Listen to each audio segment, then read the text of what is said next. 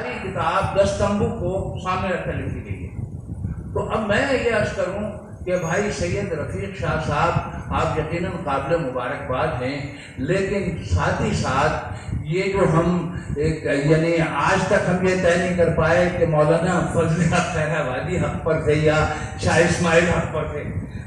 یعنی یہ تو عجیب بات ہے نا، اور کتنے 100 برس سے بھی زیادہ ہو رہے ہیں۔ تو اب یہ جو ہمارے لیے دیکھیے نا، کہیں نہ کہیں ایسی بات ضرور ہے کہ اگر ہمیں کوئی دیکھیے، جب تک اتحاد یگانگت نہیں ہوگی قوم نہیں بنے گی۔ اگر آپ میری بات غلط کہہ رہے ہیں تو ابن خلدون کا جو عصبیت والا بات ہے وہ پڑھ لیجیے، یعنی ایک چھوٹی چھوٹی عصبیتیں مل کر ایک قوم بناتی ہیں، جب یہ قوم چھوٹی چھوٹی عصبیتوں میں تبدیل ہو جاتی ہے تو بکھر جاتی ہے۔ تو ہمارا تو معاملہ یہ ہے کہ ہمیں دشمنوں کی ضرورت نہیں ہے، ہم آپس میں بہت ہیں۔ کہنے لگے یہ دیوبندی، یہ بریلوی ہے، یہ شیعہ ہے، یہ سنی، اس سے نکلے تو رنگ و نسل میں فرق ہے۔ اچھا، یہ پھنسایا گیا ہے، اور آپ یقین کیجیے گا